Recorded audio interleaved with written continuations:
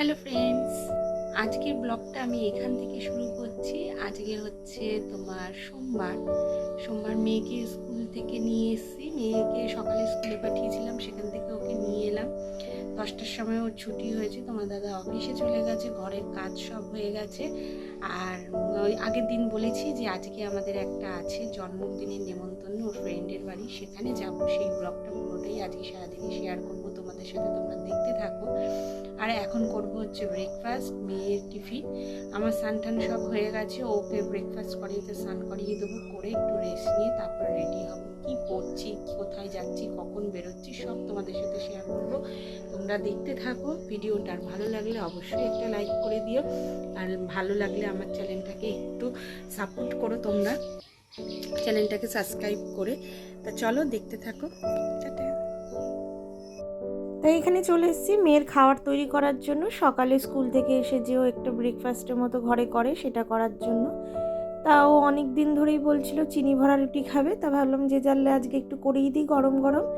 তা ওইটাই করছিলাম। তোমরা তো হয়তো অনেকেই এই জিনিসটা পছন্দ করো, অনেকের বাড়িতেই হয়তো হয়, বাচ্চা কাচ্চা থাকলে তো সবাই এই জিনিসটা করেই রান্না, যে চিনি ভরে তারপরে ওইটা রুটি আবার পরোটাও করা যায়। তা আমি একটু হালকা তেল দিয়ে ভেজে দিয়েছিলাম পরোটার মতো করে।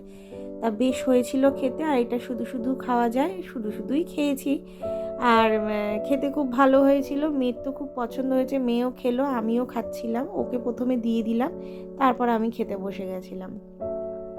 আর আজকে যেহেতু আমাদের একটা জন্মদিনের নেমন্তন্ন আছে, তা আমার একটা মাথার মধ্যে ঘুরছিল যে আজকে আমাকে একটু তাড়াতাড়ি করে নিতে হবে এবং একটু টাইম নিয়ে রেডি হব, রেডি হয়ে তারপরে বেরোবো। আমরা রেডি হয়ে গেছি বেরোনোর জন্য জন্মদিনের বাড়িতে। আমি এটা পরেছি, অন্বেষাকেও দেখাচ্ছি। আমি এই ড্রেসটা পরেছি, কেমন লাগছে অবশ্যই জানিও আমাকে। আর অন্বেষা এটা একটা লং ড্রেস, একটু ব্যাক ক্যামেরা দিয়ে দেখাই।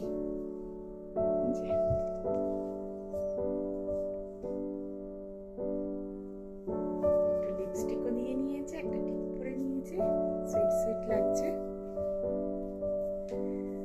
আর আমরা এই যে রেডি হয়ে বেরোবো। চলো যেতে থাকি। আমাদেরকে একা যেতে হবে, সুতরাং আমরা আগে বেরিয়ে যাব। আর কিছুই না, একটু পাখা চালিয়ে নিই। কেমন লাগছে অবশ্যই জানিও আমাদেরকে দুজনকে।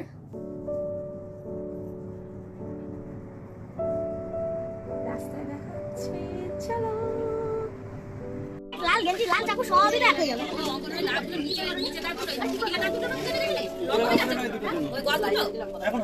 তা বাড়ি থেকে বেরিয়ে পড়েছিলাম, কারণ ওদের বাড়িতে আসতে আমার অনেকটা সময় লাগবে, একটু উল্টো দিকে ঘোরার পথ।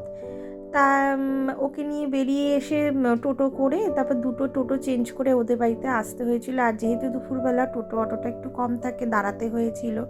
আর যে আবার প্রথম ব্যাপার হচ্ছে আমি ওর বাড়িতে চিনিই না, যেখানে চিনি না সেটা চিনে যেতে তো একটু সময় লেগেই যায়।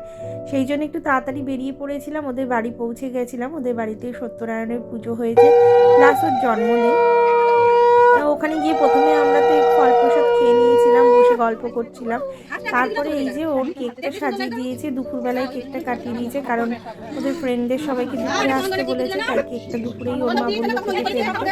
তা কেকটা নিয়ে ও দাঁড়িয়েছে কেকটা কাটবে বলে, কিন্তু তার আগে ওর ঠাকুমা দাদু সবাই ওকে বরণ করছিল। যাই হোক, যার জন্মদিন তার নামটা বলে দিই, তার নাম হচ্ছে অঙ্কন সাহা। ওর জন্মদিনে গেছিলাম মেয়ের ফ্রেন্ড। তা ও ওখানে গিয়ে দাঁড়িয়েছিল। মেয়েকে তো দেখতেই পেলে কি একটা ড্রেস পরিয়ে নিয়ে এসে, একটা লং ড্রেস পরিয়েছিলাম। কি বলো তো, ওগুলো না পরালে না আস্তে আস্তে এগুলো সব ছোট হয়ে যাচ্ছে। আর কবে পরাবো, এত দাম দিয়ে কেনা জিনিসগুলো আর ওকে পরাতেই পারি না। কিছু কিছু জামা আছে যে কয়েকদিন পরেছে, কিন্তু ওগুলো সব ছোট হয়ে গেছে। রাগের চোটে ওইটাই পরিয়ে নিয়ে এসেছি যে না পড়ুক। আর এই যে ছোটোখাটো জন্মদিন অনুষ্ঠানে যদি না পড়ে আর কবে পড়বে। তাই এখানে বেশ ওদের আশীর্বাদ করছিল, ধান দুব্বো দিয়ে দেখতে ভালোই লাগছিল। ঠাকুমা দাদু সবাই জড়িয়ে ধরে আদর করছিল, সত্যি খুব ভালো লাগছিল দেখতে। আর এদিকে ও কেক কাটা শুরু করে দিয়েছিল, তারপরে সবাই এসে দাঁড়িয়েছে কেকটা কাটবে বলে। আর সত্যি কথা বলতে না, ওদের বাড়িতে গিয়ে আমার খুব ভালো লেগেছে। খাওয়া দাওয়াটা তো বড় ব্যাপার না, মেন হচ্ছে মানুষের কথা এবং ব্যবহার। মানে আপ্যায়নটা, আদর আপ্যায়নটা এত সুন্দরভাবে করেছিল যে কি বলবো, আমার মন ভরে গেছে। আর এইদিকে ওর কেক কাটার সময় উপরে একটা বেলুন লাগিয়েছিল, ওর মধ্যে কতগুলো লজেন দিয়েছিল, সেটাই ফাটালো ওরা কেকটা কাটার পর। আর ওই লজেনগুলোই সবাই নিচ্ছিল। আর এটা হচ্ছে ওর মা যে কেক খাওয়ালো কেটে, আর ওইদিকে ওর বাবাকে গিয়েও খাওয়াবে। আর সব ফ্রেন্ডদেরকেই অল্প অল্প করে খাইয়েছে কেকটা কেটে। তারপরে আমরা তো গরম যেহেতু আজকাল সেদিনকে ছিল ভীষণ গরম, মানে গরমে ওদের বাড়ি থেকে পাখা থেকে তো সরাই যাচ্ছে না, সবসময় পাখার পাশে বসে থাকতে হচ্ছে। এই কেকটা কাটার সময় পাখা টাকাগুলো বন্ধ করেছিল কারণ মোমবাতি ধরাবে বলে, কিন্তু একদম থাকা যাচ্ছিল না। যাই হোক, ওখান থেকে তাড়াতাড়ি করে তো আমরা ভেতরে আবার ঘরে এসে বাচ্চাগুলোকে নিয়ে বসেছিলাম।